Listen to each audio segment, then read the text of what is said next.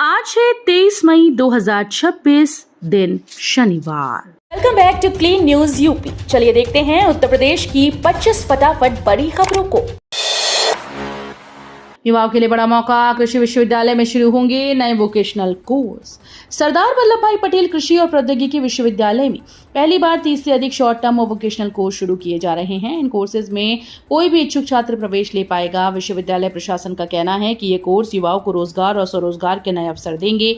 VC doctor त्रिवेणी दत्त के निर्देश पर शुरू हो रही इस पहल में किसानों को वैल्यू एडिशन, आधुनिक खेती और कृषि उत्पादों को बेहतर बनाने की ट्रेनिंग दी जाएगी। नर्सिंग ग्रेजुएट्स के लिए सुनहरा मौका, यूपी सरकार दे रही जर्मनी में नौकरी का अवसर। उत्तर प्रदेश सरकार ने नर्सिंग डिग्री धारकों के लिए विदेश में रोजगार का बड़ा अवसर शुरू किया है। इस योजना के तहत राज्य के युवाओं को जर्मनी में असिस्टेंट नर्स के पद पर काम करने का मौका मिलेगा। भर्ती प्रक्रिया रोजगार संगम पोर्टल के माध्यम से कराई जा रही है। चयनित उम्मीदवारों को यूरो में वेतन मिलेगा, जो भारतीय मुद्रा में करीब 2.29 लाख रुपए प्रतिमाह बताया गया। आवेदन की प्रक्रिया शुरू हो चुकी है और इच्छुक अभ्यर्थी 31 मई 2026 तक आवेदन कर सकते हैं।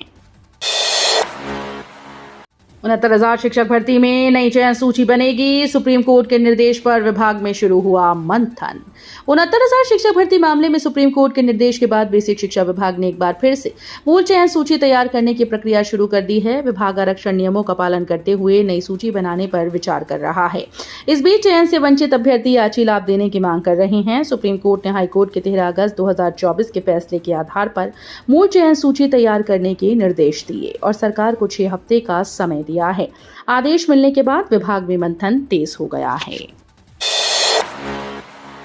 कृषि छात्रों को उद्यमी बनाएगी यूपी सरकार। फ्री लाइसेंस और 5 लाख तक ब्याज मुक्त लोन। उत्तर प्रदेश सरकार युवाओं को रोजगार के साथ उद्यमी बनाने की दिशा में बड़ा कदम उठा रही है। इसके तहत प्रशिक्षित कृषि उद्यमी स्वावलंबन योजना शुरू की गई।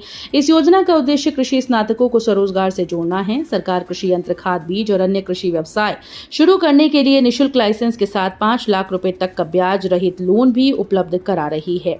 जिला कृषि अधिकारी विनोद कुमार के अनुसार इस योजना से हर जिले में लक्ष्य तय कर कृषि युवाओं को आत्मनिर्भर बनाने पर जोर दिया जा रहा है। एकेटीयू में बीटेक पेपर लीक का शक, व्हाट्सएप पर पहुंचा प्रश्न पत्र, जांच शुरू। डॉक्टर एपीजे अब्दुल कलाम तकनीकी विश्वविद्यालय एकेटीयू में बीटेक छठे सेमेस्टर परीक्षा के दौरान प्रश्न पत्र वायरल होने का मामला सामने आया। आरोप है कि परीक्षा की दूसरी पाली के दौरान ही पेपर व्हाट्सएप ग्रुप पर पहुंच गया। सूचना मिलते ही विश्वविद्यालय प्रशासन ने मामले की जांच शुरू कर दी। संबंधित परीक्षा केंद्रों की सीसीटीवी फुटेज खंगाली जा रही है और कंप्यूटर सिस्टम को सील कर दिया गया है। विश्वविद्यालय अधिकारियों के अनुसार इस मामले की गंभीरता से जांच हो रही है। गन्ना किसानों के लिए बड़ी सौगात। पश्चिमी यूपी में गन्ना विश्वविद्यालय की तैयारी तेज। उत्तर प्रदेश सरकार पश्चिमी क्षेत्र में गन्ना विश्वविद्यालय की स्थापना की दिशा में काम कर रही है। इसको लेकर हुई उच्च स्तरीय बैठक में भारतीय किसान यूनियन की मांग पर चर्चा हुई, जिस पर अपर मुख्य सचिव गन्ना और चीनी विभाग वीना कुमार मीणा ने सहमति जताई। अब इस प्रस्ताव को आगे बढ़ाने की तैयारी है। प्रस्तावित विश्वविद्यालय में अधिक उत्पादकता वाली और रोग मुक्त गन्ना प्रजातियों पर शोध किया जाएगा। गोरखपुर जनता दर्शन में सीएम योगी ने सुनी 150 फरियादें, बच्चों को बांटी चॉकलेट्स। गोरखपुर में आयोजित जनता दर्शन कार्यक्रम में मुख्यमंत्री योगी आदित्यनाथ ने करीब 150 फरियादियों की समस्याएं सुनी। मुख्यमंत्री ने एक एक व्यक्ति से मिलकर उनकी शिकायतों को गंभीरता से सुना और संबंधित अधिकारियों को त्वरित कार्यवाही के निर्देश दिए। इस दौरान भूमि विवाद, मारपीट और इलाज से जुड़ी समस्याएं सामने आई। सीएम योगी ने सभी को न्याय और समाधान का भरोसा दिलाया। कार्यक्रम से पहले उन्होंने मंदिर परिसर में बच्चों से मुलाकात की और उन्हें स्नेहपूर्वक चॉकलेट बांटी। नोएडा में CSR round table, future ready शिक्षा व्यवस्था पर 100 से अधिक संस्थाओं की भागीदारी। उत्तर प्रदेश सरकार शिक्षा व्यवस्था को भविष्य उन्मुख और तकनीकी सक्षम बनाने की दिशा में लगातार काम कर रही है। इसी क्रम में नोएडा में Uttar Pradesh CSR round table 2026 on future ready education का आयोजन किया गया। कार्यक्रम का आयोजन बेसिक और माध्यमिक शिक्षा विभाग, इन्वेस्ट यूपी और सीएसआर बॉक्स के सहयोग से हुआ, जिसमें 100 से अधिक कॉर्पोरेट और विकास क्षेत्र की संस्थाओं ने हिस्सा लिया। कार्यक्रम में राज्य मंत्री संदीप सिंह ने कहा कि 2017 के बाद से शिक्षा क्षेत्र में बड़े सुधार किए गए हैं। बेसिक शिक्षा विभाग में बड़ा फर्जीवाड़ा उजागर, 23 शिक्षकों के विषय बदलकर समायोजन में गड़बड़ी। बेसिक शिक्षा विभाग में शिक्षकों के समायोजन प्रक्रिया में बड़े फर्जीवाड़े का मामला सामने आया। आरोप है कि कई शिक्षकों को मूल विद्यालय से न हटाने के लिए सरप्लस सूची में उनके विषय ही बदल दिए गए, जिससे वे समायोजन प्रक्रिया से बाहर हो गए। हालांकि मानव संपदा पोर्टल पर दर्ज असली विषयों में कोई बदलाव नहीं किया जा सका। 2 ब्लॉक्स में ऐसे 23 शिक्षकों के नाम सामने आए हैं, जबकि अन्य क्षेत्रों में भी इसी तरह की अनियमितताओं की आशंका जताई जा रही है। काशी करेगी ब्रिक्स समिट की मेजबानी, वैश्विक मंच पर बढ़ेगी वाराणसी की पहचान। वाराणसी में 4 और 5 जून को 2 दिवसीय ब्रिक्स समिट का आयोजन किया जाएगा। इस सम्मेलन में कई देशों के प्रतिनिधि हिस्सा लेंगे। आयोजन की तैयारियों को लेकर मंडलायुक्त एस राजलिंगम और संस्कृति मंत्रालय के निदेशक प्रियंका चंद्र की अध्यक्षता में समीक्षा बैठक हुई। अधिकारियों को सभी व्यवस्थाएं समयबद्ध और सुव्यवस्थित तरीके से पूरी करने के निर्देश दिए गए। इस आयोजन से काशी की सांस्कृतिक विरासत और आतिथ्य परंपरा को वैश्विक मंच पर नई पहचान मिलेगी।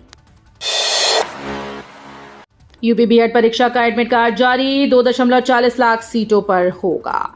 उत्तर प्रदेश बीएड प्रवेश परीक्षा के लिए एडमिट कार्ड जारी कर दिए गए। जिन उम्मीदवारों ने परीक्षा के लिए रजिस्ट्रेशन कराया वे आधिकारिक वेबसाइट पर जाकर अपना एडमिट कार्ड डाउनलोड कर सकते हैं। एडमिट कार्ड डाउनलोड करने के लिए उम्मीदवारों को अपना रजिस्ट्रेशन नंबर दर्ज करना होगा। ये परीक्षा राज्य में बीएड की लगभग 2.40 लाख से अधिक सीटों पर प्रवेश के लिए आयोजित की जा रही है। अभ्यर्थियों को सलाह दी गई कि वे समय रहते ही एडमिट कार्ड डाउनलोड कर परीक्षा से जुड़ी सभी जरूरी जानकारियां ध्यान से जांच लें। राज्यसभा की 24 सीटों पर चुनाव का ऐलान, 18 जून को होगी वोटिंग। भारत निर्वाचन आयोग ने राज्यसभा की 24 सीटों के लिए चुनाव कार्यक्रम घोषित कर दिया। 10 राज्यों में होने वाले इन चुनाव के लिए 18 जून को मतदान कराया जाएगा। आयोग के मुताबिक 8 जून तक उम्मीदवार नामांकन दाखिल कर पाएंगे, जबकि 9 जून को नामांकन पत्रों की जांच होगी। 11 जून तक नाम वापस लेने की अंतिम तारीख तय की गई। मतदान 18 जून को सुबह 9 बजे से शाम 4 बजे तक होगा और उसी दिन मतगणना भी की जाएगी। अजय राय के बयान पर बवाल, सीएम योगी ने कांग्रेस को घेरा। उत्तर प्रदेश कांग्रेस अध्यक्ष अजय राय के महोबा दौरे के दौरान प्रधानमंत्री पर कथित अमर्यादित टिप्पणी को लेकर सियासी विवाद तेज हो गया। इस मामले में मुख्यमंत्री योगी आदित्यनाथ ने सोशल मीडिया प्लेटफॉर्म एक्स पर प्रतिक्रिया देते हुए कहा कि ये बयान कांग्रेस के राजनीतिक कुसंस्कारों को दर्शाता है। अजय राय महोबा में एक युवती और उसके परिवार से मिलने पहुंचे थे, जहां उन्होंने सरकार और पुलिस प्रशासन पर गंभीर आरोप लगाए। इस दौरान उनका एक कथित वीडियो सोशल मीडिया पर वायरल हो गया। बेटियों को छेड़ा तो यमराज टिकट काट देंगे, सीएम योगी की सीधी चेतावनी, सपा शासन को बताया गुंडा राज। सीएम योगी आदित्यनाथ ने देवरिया में जनसभा को संबोधित करते हुए कहा कि 2017 से पहले शाम को 6 बजे से पहले बेटियों को घर के अंदर छिपना पड़ता था। व्यापारियों को अपने प्रतिष्ठान बंद करने पड़ते थे, लेकिन आज कोई नहीं कह सकता कि 6 बजे से पहले ही बेटी घर के अंदर दुबक जाए और व्यापारी प्रतिष्ठान बंद कर लें। बेटियां बहनें नाइट शिफ्ट में उद्योगों में काम करती हैं। काम करने के बाद बेटियां अपनी मर्जी से घर आ रही हैं। अगर कोई गुंडा बहन बेटियों से छेड़छाड़ का दुस्साहस करता है तो अगले चौराहे पर यमराज उसका टिकट काटने के लिए बैठे रहते हैं। गुंडा मवालियों को पता है कि अगर बेटियों को छेड़ा तो यमराज टिकट काट देंगे। जनगणना 2027 का पहला चरण शुरू, पहले दिन 1.35 करोड़ घरों को मिली पहचान। जनगणना 2027 के पहले चरण की शुरुआती प्रदेश में मकान सूचीकरण और घरों की गणना के साथ हुई। पहले ही दिन राज्य भर में 1.35 करोड़ से अधिक घरों को जनगणना संख्या दी गई। इस प्रक्रिया में प्रगणक और पर्यवेक्षक घर घर जाकर भवनों की पहचान, संख्या और नक्शा तैयार कर रहे हैं। कुल 3,89,312 मकान सूचीकरण ब्लॉक में ये कार्य किया जा रहा है। साथ ही काशी विश्वनाथ मंदिर, ताजमहल और झांसी किला जैसे प्रमुख धार्मिक और ऐतिहासिक स्थलों को भी इस जनगणना प्रक्रिया में शामिल किया गया है। अब 44 डिग्री सेंटीग्रेड गर्मी में भी होगी सेब की खेती, कृषि विश्वविद्यालय ने विकसित की खास किस्म।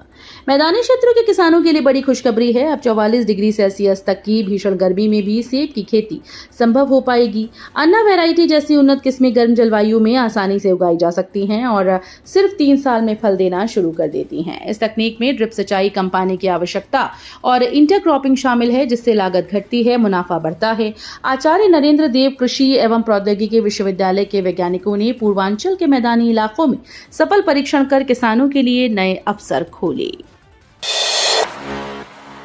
आगरा में दवा बाजार पर बड़ी कार्रवाई, 15 दुकानों पर छापा, 3 सील। आगरा में औषधि विभाग ने नकली दवाओं और हॉस्पिटल सप्लाई में अनियमितताओं की आशंका के चलते बड़ी कार्रवाई की। मुख्यालय के निर्देश पर 26 औषधि निरीक्षकों की टीम ने अलग अलग इलाकों में 15 थोक दवा दुकानों पर छापेमारी की। जांच के दौरान नियमों के उल्लंघन पर 3 दुकानों को सील कर दिया गया। अचानक हुई इस कार्रवाई से दवा बाजार में हड़कंप मचा और कई दुकानदार अपनी दुकानें बंद कर फरार हो गए। विभागीय अधिकारियों के अनुसार जांच देर रात तक जारी रही। यूपी में कृषि तकनीकी सहायक के 2759 पदों पर भर्ती शुरू। उत्तर प्रदेश अधीनस्थ सेवा चयन आयोग ने कृषि तकनीकी सहायक ग्रुप सी भर्ती 2026 के लिए आवेदन प्रक्रिया शुरू कर दी। इस भर्ती के तहत कृषि विभाग में कुल 2759 पदों पर नियुक्तियां की जाएंगी। इच्छुक उम्मीदवार आयोग की आधिकारिक वेबसाइट पर ऑनलाइन आवेदन कर सकते हैं। आवेदन प्रक्रिया 22 मई 2026 से शुरू होकर 11 जून 2026 तक चलेगी। इस भर्ती में केवल वही अभ्यर्थी पात्र होंगे जिन्हें पीईटी 2025 की परीक्षा पास की हो। बकरीद पर मौलाना फरंगी महली की अपील, खुले में कुर्बानी और सोशल मीडिया पोस्ट से बचें। ईद उल अजहा को लेकर लखनऊ में इस्लामिक सेंटर ऑफ इंडिया के चेयरमैन मौलाना खालिद रशीद फरंगी महली ने अहम एडवाइजरी जारी की। उन्होंने लोगों से अपील की है कि कुर्बानी के दौरान साफ सफाई, कानून और सामाजिक संवेदनशीलता का पूरा ध्यान रखें। मौलाना ने कहा कि केवल उन्हीं जानवरों की कुर्बानी दी जाए जिन पर किसी तरह की कानूनी रोक ना हो। साथ ही खुले में कुर्बानी न करने, फोटो वीडियो न बनाने और सोशल मीडिया पर पोस्ट साझा करने से बचने की भी अपील की गई। पेंशनर्स को बड़ी राहत, उम्र सत्यापन के लिए अब 5 दस्तावेज होंगे मान्य। सरकार ने वृद्धावस्था पेंशन पाने वाले बुजुर्गों के लिए नियम आसान कर दिए हैं। अब उम्र सत्यापन के लिए केवल आधार कार्ड पर निर्भर नहीं रहना होगा। समाज कल्याण विभाग के अनुसार नागरिक 5 तय दस्तावेजों में से किसी एक को उम्र प्रमाण के तौर पर जमा कर पाएंगे। हालांकि पेंशन योजना में आधार कार्ड अभी भी अनिवार्य रहेगा, लेकिन उसे जन्मतिथि के प्रमाण के रूप में मान्य नहीं माना जाएगा। केंद्र सरकार के नए निर्देशों के बाद ये बदलाव लागू किया गया। काशी को मिलेगा सुपर स्पेशलिटी हॉस्पिटल, 315 करोड़ के प्रोजेक्ट पर शुरू हुआ काम। वाराणसी का मंडलीय चिकित्सालय अब hi tech super multi speciality hospital में बदलने जा रहा है।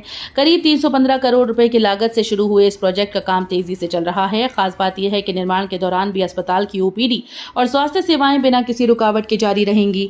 अस्पताल तैयार होने के बाद बीएचयू जैसी आधुनिक सुविधाएं यहां उपलब्ध होंगी। इससे वाराणसी समेत पूर्वांचल के 10 से अधिक जिलों के मरीजों को गंभीर बीमारियों के इलाज के लिए बड़े निजी अस्पतालों पर निर्भर नहीं रहना होगा। अब विदेश में बजेगा यूपी के स्वाद का डंका, हर जिले का व्यंजन बनेगा ग्लोबल ब्रांड। उत्तर प्रदेश के पारंपरिक व्यंजन अब विदेशों में भी अपनी पहचान बनाएंगे। योगी सरकार ने वन डिस्ट्रिक्ट वन कुजीन योजना के तहत यूपी के 75 जिलों के खास पकवानों को ग्लोबल प्लेटफॉर्म तक पहुंचाने की तैयारी शुरू कर दी है। इंग्लैंड, इटली समेत कई देशों में इन व्यंजनों की ब्रांडिंग की जाएगी। एक्सपोर्ट के लिए खास पैकेजिंग, लोगो और सोशल मीडिया प्रमोशन पर काम चल रहा है। योजना के तहत उद्यमियों को 25 लाख रुपए तक की सब्सिडी भी मिल सकेगी। राजा भैया धनंजय सिंह के शस्त्र लाइसेंस पर हाईकोर्ट सख्त, सरकार से मांगी पूरी रिपोर्ट। इलाहाबाद हाईकोर्ट ने प्रदेश में शस्त्र लाइसेंसों के दुरुपयोग को लेकर सख्त रुख अपनाया। कोर्ट ने राजा भैया और धनंजय सिंह समेत 19 प्रभावशाली लोगों को जारी हथियार लाइसेंस की पूरी जानकारी तलब की।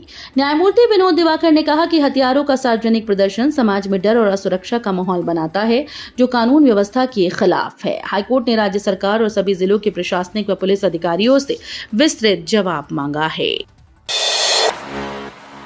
कारगिल शहीद की पत्नी की बंद पेंशन पर हाईकोर्ट सख्त, केंद्र राज्य सरकार से मांगा जवाब। इलाहाबाद हाईकोर्ट ने कारगिल शहीद सतीश कुमार की पत्नी विमलेश देवी की पारिवारिक पेंशन बंद किए जाने के मामले में केंद्र और उत्तर प्रदेश सरकार से जवाब तलब किया।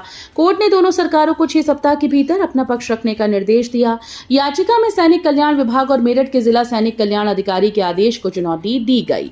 न्यायमूर्ति प्रकाश पाड़िया की पीठ ने मामले की सुनवाई करते हुए कहा कि शहीद परिवारों के अधिकारों की अनदेखी गंभीर विषय है। यूपी में नौतपा की दस्तक, घाघ कवि की कहावतों के साथ बढ़ी भीषण गर्मी की चर्चा। उत्तर प्रदेश में 25 मई से नौतपा शुरू होने जा रहा है और इसके साथ ही भीषण गर्मी का दौर तेज होने की संभावना है। इस बीच कन्नौज के प्रसिद्ध लोक कवि घाघ भड्डरी की मौसम से जुड़ी कहावतें फिर से चर्चा में हैं। मान्यता है कि नौतपा जितना अधिक तपता है उतनी ही अच्छी बारिश होती है। वहीं नौतपा में बारिश होना अशुभ माना जाता है। बढ़ती गर्मी को देखते हुए बांदा में ट्रैफिक सिग्नल तक बंद करनी पड़ी। तो ये थी आज की 25 फटाफट बड़ी खबरें। अगर आपको न्यूज पसंद आई हो तो वीडियो को लाइक और शेयर जरूर करें। धन्यवाद।